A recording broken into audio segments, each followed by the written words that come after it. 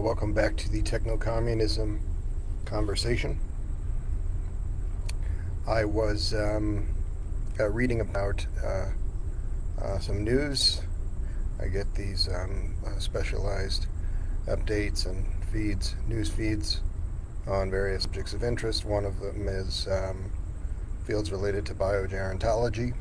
And so I was reading a little more about the state of the medical science there, and I won't bore you with the details. I think some interesting things are developing, but bore you with the details is a pretty polite way of saying that I view this area of interest, life extension in the United States, and this particular kind of for-profit medical research in the United States as an abomination. For-profit. Let's give a parallel example. There's any number of gene therapy patents that are being held by for-profit corporations, not being rolled out. They're being held till they can figure out how to profit by them more. So much so that you could say that probably a non-zero percentage of the world's population's lives would be extended just by virtue of making these things available to the people of the world. But that's not medical science in this for-profit hellscape of the United States. So while China is curing type 2 diabetes for most people, it's hundreds of millions of people in this world, or maybe tens of millions of people in China alone,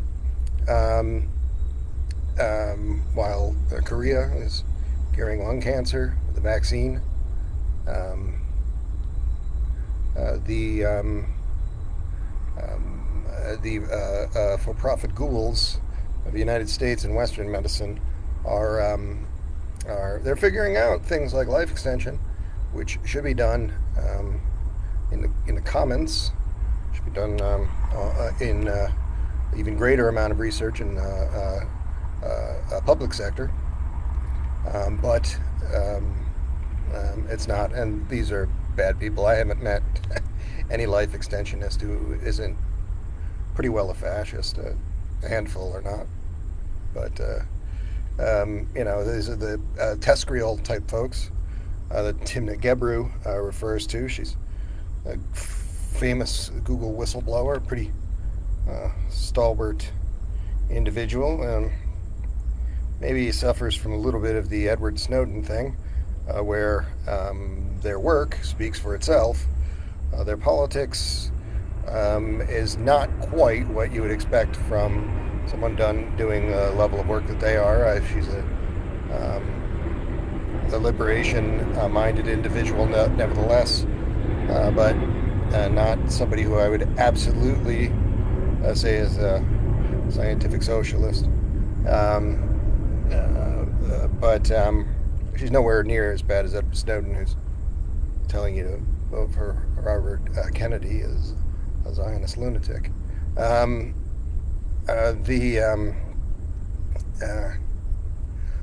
I'm going to talk a little bit about an area of computer science, not about life extension so much.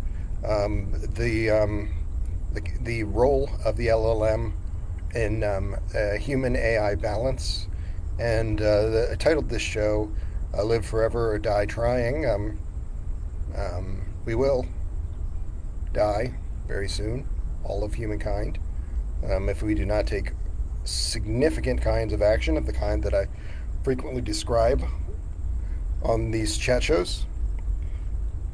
We are facing capitalism's climate apocalypse, which will be locked into runaway overheating in approximately 5 years.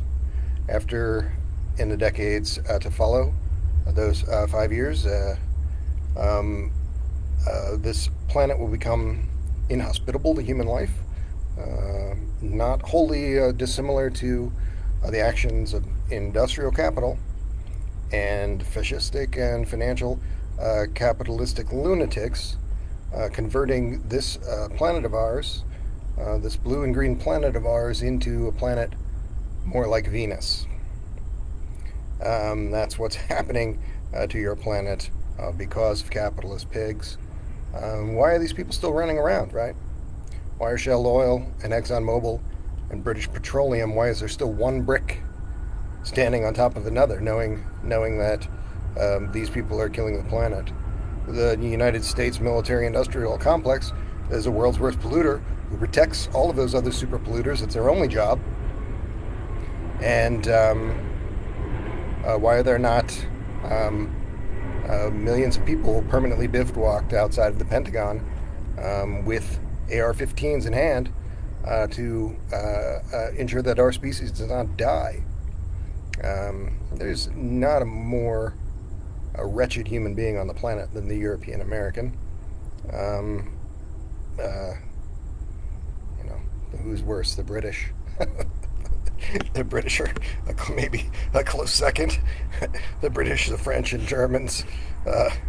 There's a lot of folks that are pretty bad, but I'm quite convinced that without this anti-communist slash fascist ringleader of the 20th and early 21st century, we would not have the capitalism's climate apocalypse. We would have been able to take the necessary steps to prevent that. We would not have forced anti-communist stripping of governments and undermining of governments around the world to anywhere near the same degree if the United States were not in that business. But even if you say without, let's imagine for a moment that the United States had remained very isolationist throughout the course of the 20th century, never developed nuclear weapons, had never kind of then sold its plastic and gasoline consumption regimen to the rest of the world, sold. Even without the, you could say that that there's another scenario where the United States is a relative dove compared to the trillion-dollar military-industrial abomination that it is, but still is doing a tremendous amount of damage and leading us in other ways with these unsustainable sectors. The military-industrial complex is the real culprit there, but we must abolish, or nearly abolish, as soon as possible, these other sectors, namely fossil fuels, which can be mostly abolished, livestock systems, which could be completely abolished without any real change in lifestyle for anyone, by using animal product facsimiles, which taste exactly the same. When you say I can't stop eating animals and switch to a completely plant-based diet, you were just saying that you are an entitled global northerner complicit in killing the planet. These livestock systems don't exist in other parts of the world, just as this consumption paradigms don't exist in other parts of the world. It's been often said that as the rest of the world becomes like the United States under this forced regimen that I described, that it will not be, this planet will not be sustainable. That's clearly the case now, as we're already seeing the effects of this runaway overheating. People say it would be a disaster if there is a breach of 1.5 degrees of overheating on the planet every month. For the last 13 months, we've been in breach of 1.5 degrees. We are in the midst of that disaster. So if you are not a person who's willing to even change your lifestyle, much less, say, bivouac outside of the Pentagon, What are you? You're human garbage. Take a long walk off a short pier. You're in the way.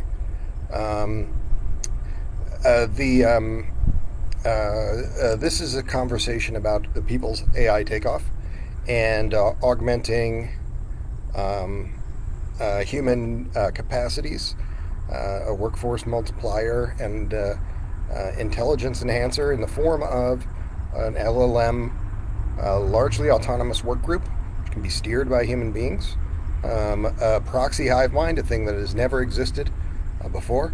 Saying some strong words here, so let me say some that might be more positive. You are a person for history. You were born for this moment, to stop capitalism's climate apocalypse, to lead people to a more righteous way of living, and we must do these things. We have no choice. Humans will go extinct if we do not take these kinds of steps. I don't think it's hyperbole to say that the artificial intelligence singularity is near. This hyper intelligent workforce multiplier that I've described many times on these shows is a path to super intelligence of a rudimentary kind.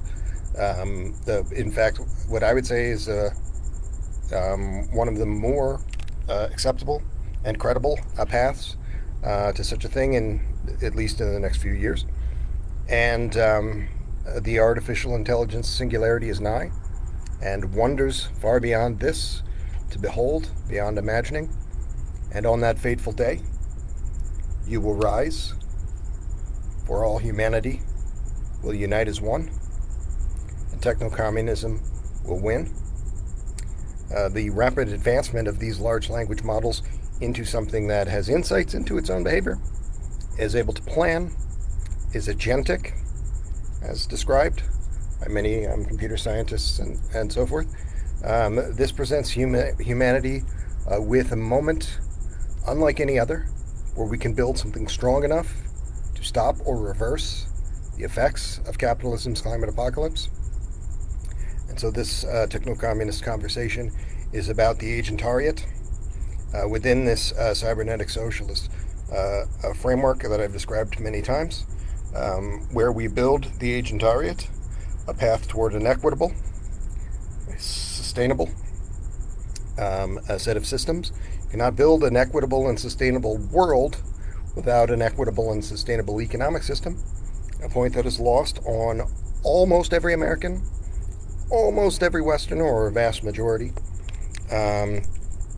To achieve this, a careful balance needs to be struck between the role of the human in this super intelligent proxy hive mind and the advanced computing capabilities therein.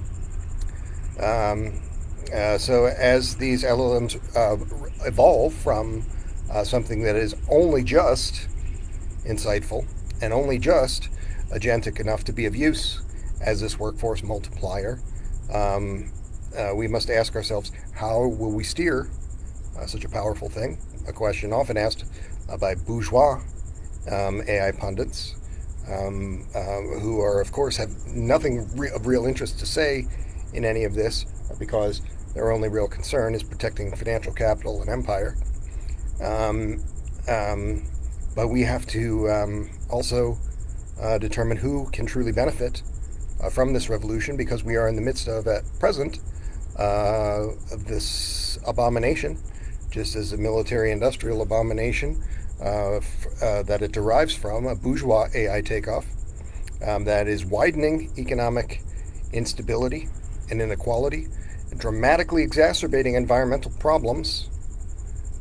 This is all down to private wealth and highly fascistic or somewhat fascistic governments. The United States is a highly fascistic government, the most successful fascist country in history. No other fascist managed to kill all of human beings, only some percentage, but that is what the United States has done. An alternative path, a people's AI takeoff, spurred by rudimentary networks like what I've described, as the thing that we can begin to build that could turn into the agentariat and ultimately things more significant. To understand this, we have to understand that we are re-envisioning and reshaping the workforce for this highly advanced computing age. The agentariat is not merely a workforce equipped with LLMs, it is the LLM mass interoperating in unique ways at the center.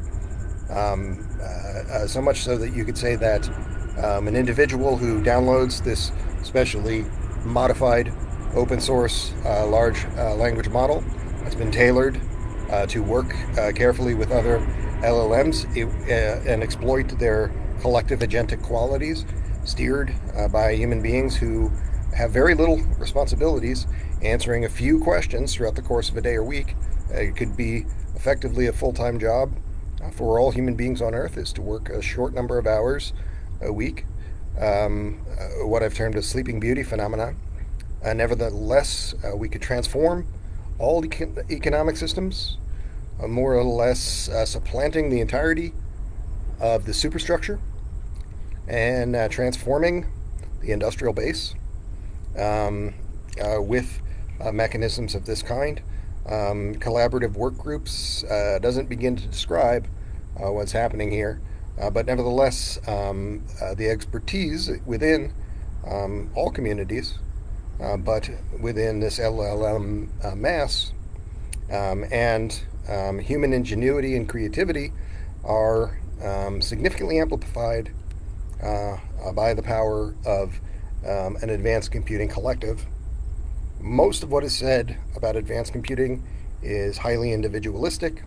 It's filtered through a kind of external locus of control where you imagine that the technocrat is the one to create this and use it, and it will somehow trickle down to you. That's not the case by the current standards. It's not the case by the 20th century standard of automation.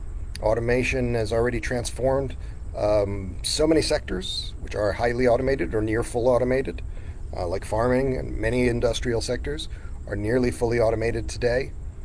But those benefits have not trickled down to you. The opposite has happened.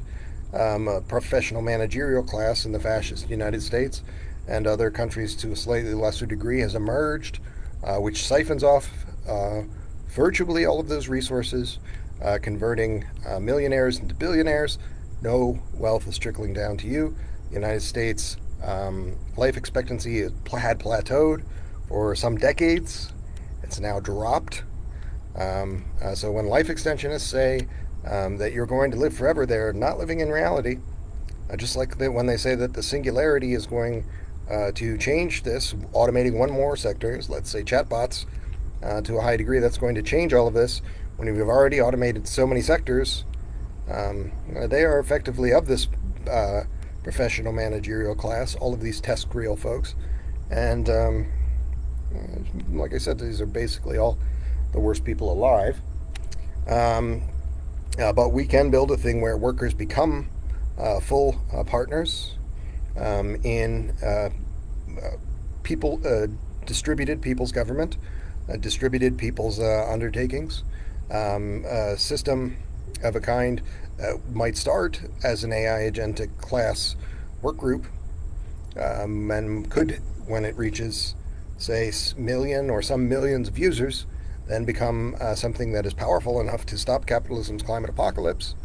Also, a thing that could begin to transform into a United Earth Directorate, a thing that could itself manage human affairs in the way that we imagine bourgeois governments are doing. Of course, they're not doing that, right? As bourgeois governments have become more allied with financial capital, we've seen the plateauing or falling off of life expectancies, the spiraling out of control of housing costs, the plateauing or effective lowering of salaries of workers across every sector. It's not a sustainable system. It's not meant to be a sustainable system. It's meant to be that siphoning monster, converting millionaires into billionaires, and if it's allowed to continue, converting billionaires into trillionaires as human misery and tremendous instability from the capitalist climate apocalypse wreaks havoc on the rest of us. Um, the this equitable advanced computing paradigm of revolutionary cybernetic socialist requires worker ownership. It requires the abolition of this destructive wraith of financial capital, and it allows for the means of AI production of a unique kind, that I've touched upon, to be controlled by workers, allowing them to have the full force of their stolen labor value, and ensuring the equitable distribution of benefits, assuring that systems are stably run so that things like capitalism's climate apocalypse or natural disasters that are easily foreseen, or sort of hybrids, it's not so far away from here that there's a lot of plutonium badly disposed of underground. It's disposed of in such a place and conditions that it could itself explode and destroy a certain portion of the United States. These are things, while relatively low probability events, the United States has contributed to so many such relatively low probability of events of these kinds beyond capitalism's climate apocalypse. You could say that they're a bunch of fucking idiots, and these things can be mitigated by this super intelligent large language model proxy hive mind, things of this kind, and multi-agent systems are not such a strange concept. Organizations with high-end computer science labs and mega-billion-dollar research budgets could have been building multi-agent system things at such a scale for a long, long time. But of course, these things are almost inherently socialist. It's impossible to build such a thing and not have it become a cybernetic socialist power unto itself. That's why that happens.